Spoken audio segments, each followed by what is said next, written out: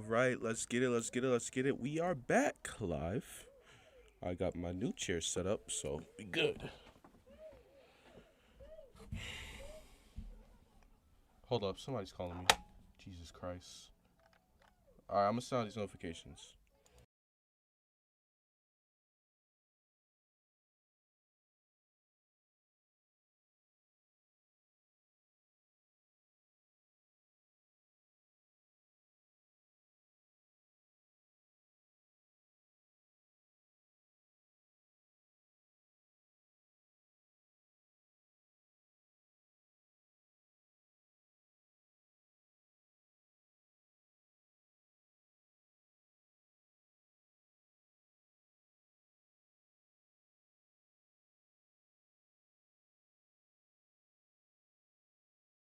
It's all good. We're not gonna be talking.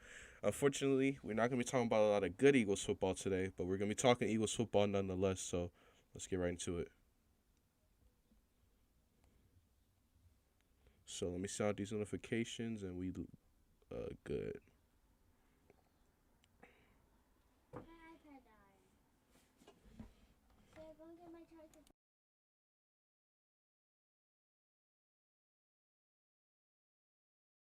All right, but I don't even know where I want to start. I don't even know where to start, man. Like it's crazy.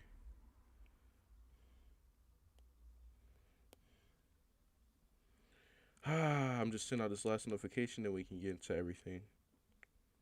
All right, EVU. So, ladies and gentlemen, as a lot of you know by now, you should know at least, the Eagles unfortunately lost to the Tampa Bay Buccaneers, and it wasn't pretty. It wasn't pretty. It wasn't close, and I'm here to talk about it. I'm here to break down everything that went down, and I'm here to just discuss everything and take my L. Take my L, as Isaiah's putting in the chat. So let's talk about it, man. The Eagles lost 31-15, lost by 16 points, and the Eagles just simply were not ready. A lot of people, and even myself, said that the Eagles weren't even supposed to be in the playoffs. But even though a lot of people can say we weren't supposed to be in the playoffs, you guys weren't supposed to be here. At least you made it. You still want to win, right? That doesn't take away the fact that you still want to win. And that's I feel like that's where my biggest frustration is that yes, we were the seventh seed, we were not the favorite, but I still wanted to win the game, and we didn't do that. What's up, B Hub?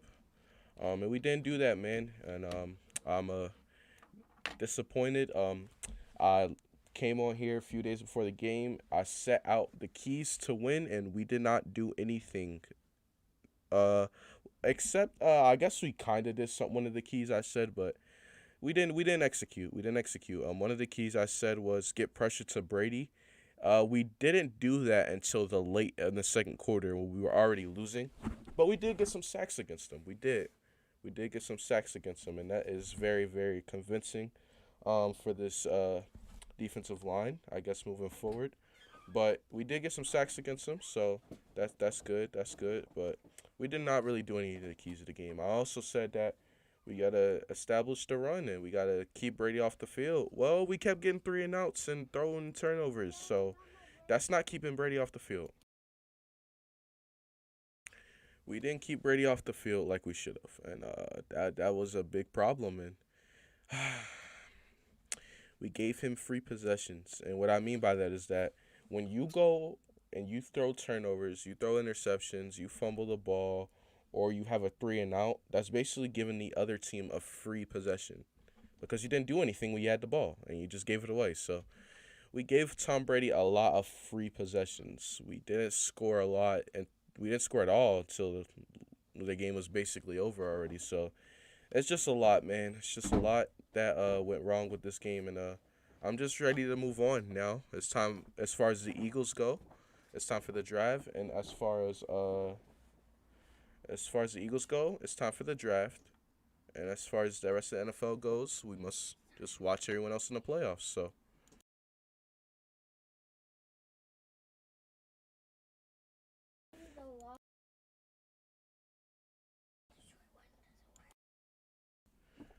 All right, but yeah, so that's basically what happened. But I'm just like I said, I'm not happy about it. I'm not happy about it, man. And it sucks. But let's go quarter by quarter. In the first quarter, I'm sitting there. I'm like, all right, we down 14-0.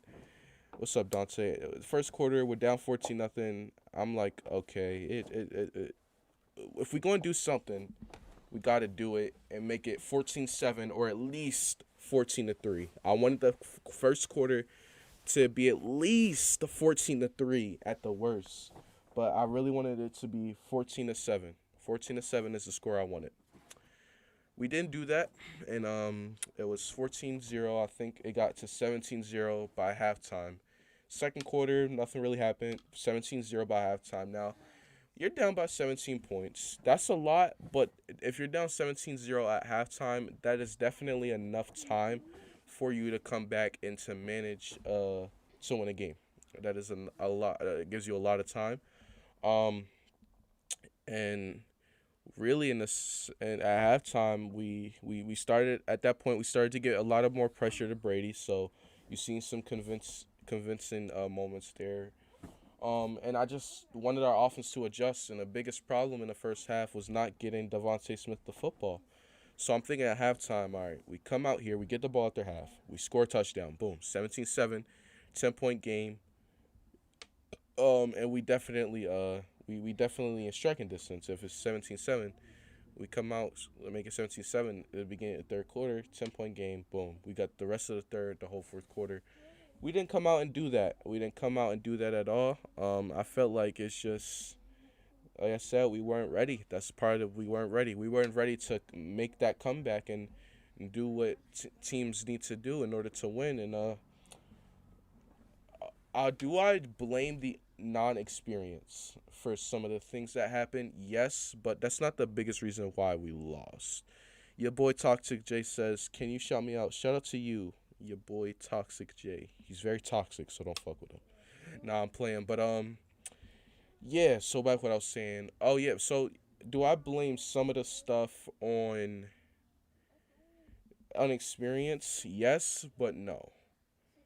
Now, as far as Nick Sirianni trying to game plan, put up the perfect game plan to outmatch Tom Brady, it definitely, I feel like at some point, Nick Sirianni definitely was just, I don't know what, if I want to call it bad play call. I honestly don't know what to call it. Like, Nick Sirianni just, he didn't have his best. He didn't have his best. Let's just say that. So, and of course, my Siri activates on my phone when I say Sirianni, but Sirianni, and Jalen Hurts, also too, missed two wide open touchdowns.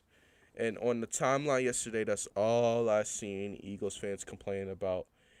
Jalen Hurts missed one. I believe Quez Watkins was breaking open to the right, had this guy beat, but Hurts instead rolls out, throws incompletion. We punt the ball. And then the second one, touchdown Hurts miss, is when he threw the interception, the first one, where Devontae Smith was open for a while. He beat his guy on the double move, and the ball should have been out as soon as Devontae Smith hit the double move. What's up, Michael? And Jalen Hurts missed them. So 2 touchdowns in the first half were missed by Hurts. And looking back at it, you say if you make those 2 touchdowns, if Hurts sees those 2 things, it's 14-17 and at halftime, and Eagles get the ball with some momentum. But we just didn't do that, and that comes with the decision making of Jalen Hurts. I always say Hurts has a very, very good talent, right? He's a he's a okay quarterback as far as passing the ball, but he's an amazing athletic quarterback. Amazing athlete, and I really would love to build my team around him, but those are plays right there that good quarterbacks make. Franchise quarterbacks make those plays, and Hurts just simply missed them. Missed guys who had touchdowns. And I want to talk about the game plan. Devontae Smith did not get the ball basically at all in the first half. He's our best receiver, ladies and gentlemen. Devontae Smith's our best receiver. And he got the ball once or 0 times in the first half. Now, if I don't know. I didn't watch the press conference of Nick Sirianni, and I don't think I want to because I mean I'm just still kind of frustrated. But I hope someone asks them when I do eventually watch this, or y'all can tell me. Um, why was Devontae Smith not involved? Why was he not involved? Um, and the reason I say that is because the reason I asked that why was he not involved is because he's your best receiver. He's been consistent when he's gotten the ball, but you haven't got him the ball consistently. Like if I'm Jalen Hurts going through the game plan, going through these things, and you see, wait, Devontae Smith's not getting the ball. Why am I not getting him the ball? Why are the coaches not making it a priority to get him the ball? I believe Devontae Smith is one of, or if not the best player on this offense. And we failed Devontae Smith in this football game. Failed them. Complete fail. And it hurts. It's funny how I'm saying that. It hurts because I don't want. It shouldn't be that way with your best receiver. When you look at everyone, they always get their wide receiver one involved. Like, look, let's look at it this way, y'all. We didn't get Devontae Smith the ball, right? Mike Evans had, who's their number one receiver, who's one of their best offensive players outside of Brady, obviously. Mike Evans, I'm going to pull up the exact numbers he had here. Where is it? All right, hold up. I'm finding it. I'm getting it, y'all. Mike Evans had 9 catches for 117 yards and a touchdown. Because he's their number one receiver. Because Tom Brady treats him like the number one receiver. Because everyone knows, the Eagles knew, the Buccaneers knew, everybody knew that Mike Evans was going to have to play good football in order for the Buccaneers to have success in the passing game. You've seen early, Tom Brady was not having good passes and good chemistry with guys like Tyler Johnson or Scotty Miller or guys like that. Tom Brady had to get Mike Evans the ball because he's their number one receiver. Why didn't the Eagles do that for Devontae Smith? Devontae Smith is obviously our number one receiver. Get him the football in the biggest game of your season. Especially if you're going to pass the ball 41 times, I believe Jalen Hurts passed it. Jalen Hurts passed the ball 43 times. Devontae Smith should be getting some of the most of those targets. I don't know why, but I feel like Nick needs to do better play calling and stop relying on the quarterback so much. And Hurts unlock his potential to throw the ball, and I hope so in 2022. Nick Sirianni, in this game, threw the ball a lot. But also, too, we got to look at the situation where he was put in a spot where he was down. You needed an explosive play to kind of get momentum. You don't want to waste any clock. You were down early. You just wanted to get plays downfield without wasting clock, and he threw the ball a lot. But I don't think it was necessarily he just was praying his quarterback will bail him out or relying on the quarterback or stop relying on a run. You said. Oh, I thought you said no. My bad, Colder. I read your comment wrong. I thought you said told him to stop relying on the quarterback. You said stop relying on the run. Okay, all right. I have to answer that question differently, then, or answer that comment differently. Um, I don't know. I don't know. I believe Hurts is gonna have to at one point unlock his full potential, but I mean, we gotta do. We gotta. If the run was working most of the year, then we had to do that. At the end of the day, Whiteside is still on the Eagles. He should not be on the Eagles in 2022. He should be not on the 2022 roster. Should not be. By the time free agency gets here, hopefully the Eagles release J.J. Arcega-Whiteside. He can go sign with whoever. We don't need him to give it. We don't need to give him a chance in training camp anymore. We don't need to give him a chance in the regular season or in the preseason anymore. JJ just gotta go, man. Yeah, he just gotta go. But relying on a run, I mean, like the run has worked, and we should. I feel like actually we should have used it more this game. That's what my thoughts on your comment is, Cold Era. But so next, and then so after halftime, blah blah blah blah blah, they go up 31-0, and we ultimately lose the game. We ultimately lose the game. Hold on, y'all. Give me 1 second.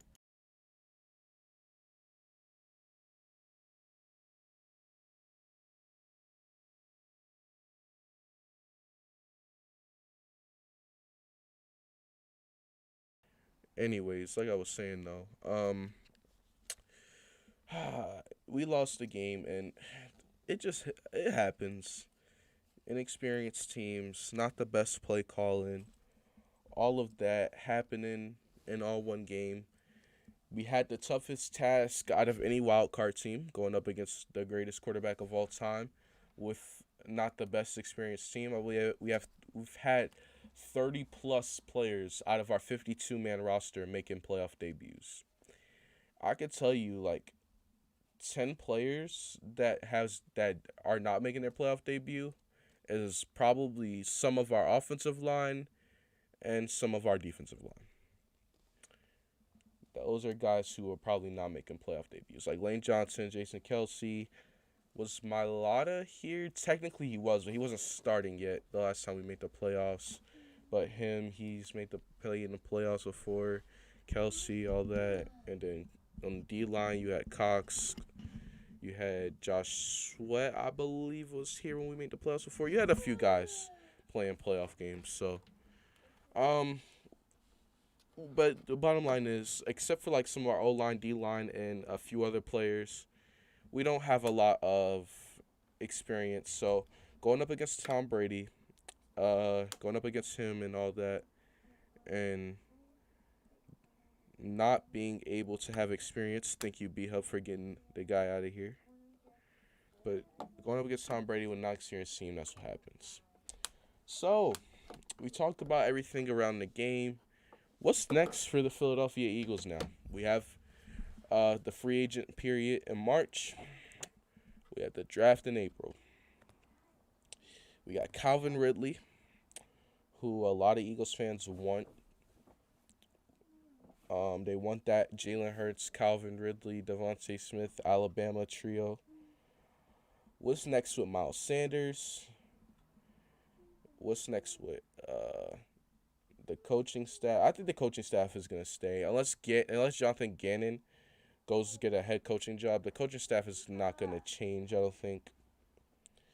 But I'll say what's next for Miles Sanders is an interesting question because are we just gonna franchise tag him and just let him prove it? Because he is eligible for an extension this year, and is this gonna be the franchise tag year of Miles Sanders?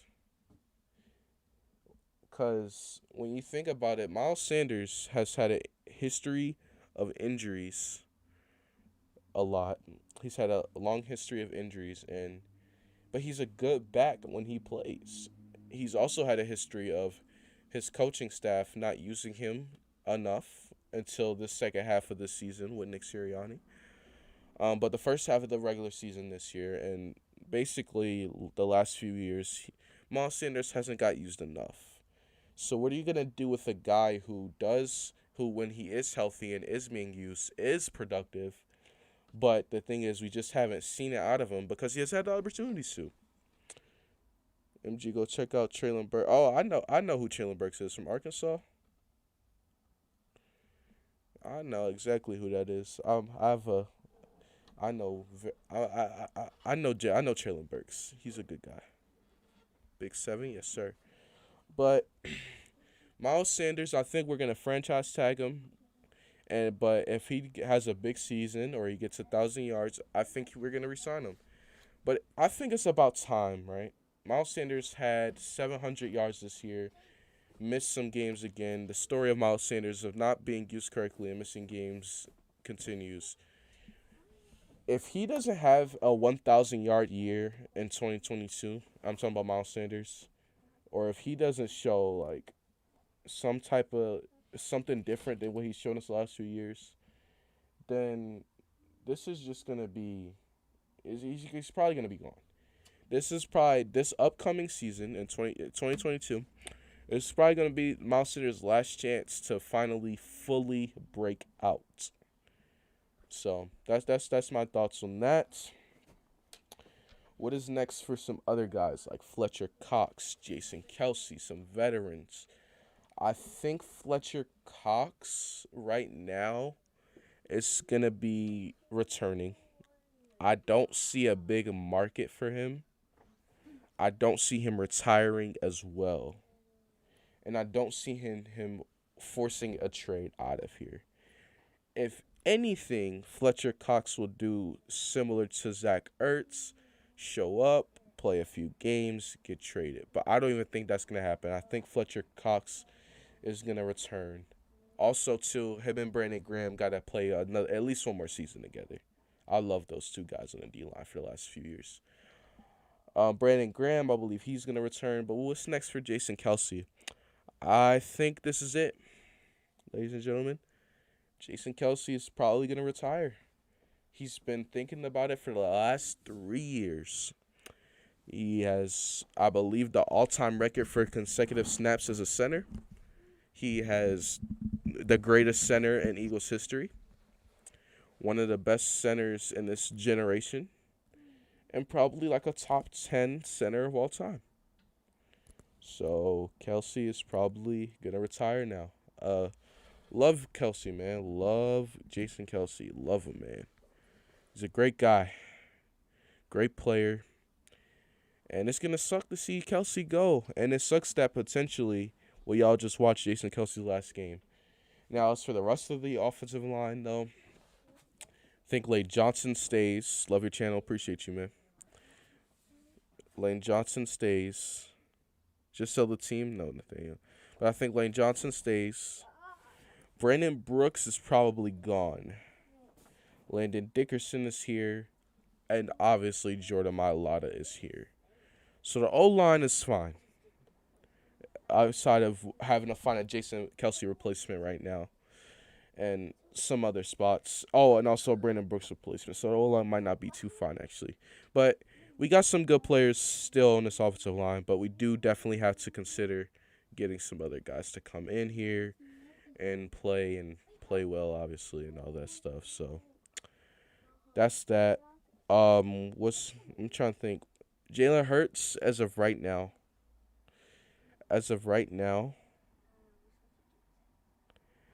think Jalen Hurts is gonna return and be the starting quarterback of the Eagles.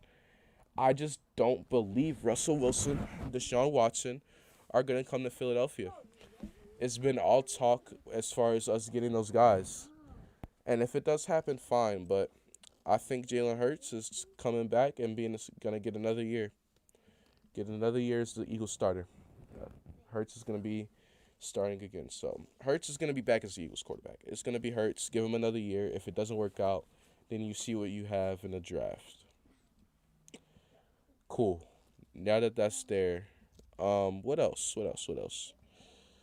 Unless y'all got some questions. Devontae Smith, I think I think next year he's gonna get 1,000 yards, and obviously he's staying. The draft now, it is kind of early still to talk about the draft because I still want to focus on the rest of the NFL playoffs with other teams. But the draft, I feel for the draft, I would like to get Nakobe Dean, linebacker from Georgia. I would like to get Ahmad Gardner, cornerback or secondary piece from Cincinnati. I would also like Jordan Davis from Georgia. I would obviously cry if we somehow get Kyle Hamilton, safety. So I want to go a little bit defensive heavy. We've went offensive heavy, obviously, last few years. Our first and second round picks last year was Landon Dickerson and Devontae Smith, and then the year before that was Jalen Reagor and Jalen Hurts. So I would like to go defensive heavy, and those guys I named, I would love to get. Howie Roseman seems like he's going to be the Eagles GM for a while, so that's something. What's gonna happen with the coaching staff? I think coaching staff is gonna stay. I don't see anything changing. Gannon, if Gannon leaves, I'd actually love if Gannon left. Honestly, go ahead. Go ahead. Let Gannon leave. Let Gannon leave. I'm fine with him being gone, to be honest. Let him go. Like Frozen, just let it go. But if he stays, hopefully he can improve and get better and see the game better and better defensive game plans. But I think the coaching staff is gonna stay. I think that's just gonna happen. But I feel like there's something else I want to say before I get off here. I really feel like there's something else I want to say. Ah, is that it? Is that all the frustration, all the things I want to say? I think that's it. So, content wise to the Eagles season is over. I'll still be doing NFL content. I'll be going live tonight for the Rams and Cardinals game, so that's good. So, as far as content goes, I'll be doing collaboration. I think I'll be live tomorrow with the Eagles content creator. We're going to finalize the details tonight, so you guys will be able to see that. And yeah, so tomorrow I'll be live again. I'll give you guys the update on my community tab on which channel, because me and this other content creator, I think I'm going live tomorrow. And yeah, and as far as the Eagles go, I'll keep doing Eagles content. Not as much, obviously, as I did this last stretch of the season, but I'll continue to post about the draft and give y'all my thoughts on the draft and stuff like that. Do collaborations with some Eagles guys, see who they want in the draft and all that. So that is my thoughts, ladies and gentlemen. I had to come on here. I had to talk about it. I told y'all. I said I'm not gonna be able to go live during the Eagles game, but I'll do a post game. So I made a. I'm doing it here. I did it. I answered every question I had about this team. I talked about the future and all of that. Now we just gotta move forward onto the off season, and we will see what happens. But you already know content, Sixers, other NFL content, Eagles content is gonna stay regularly on the channel.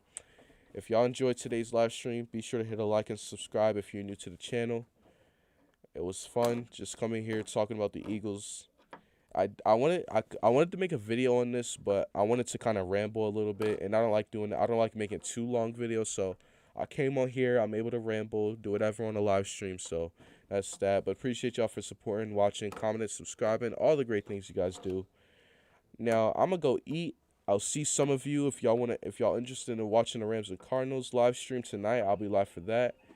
But other than that, ladies and gentlemen, I'll see you guys later. You've been talking sports with MG Nas, and until next time, I am out. Peace.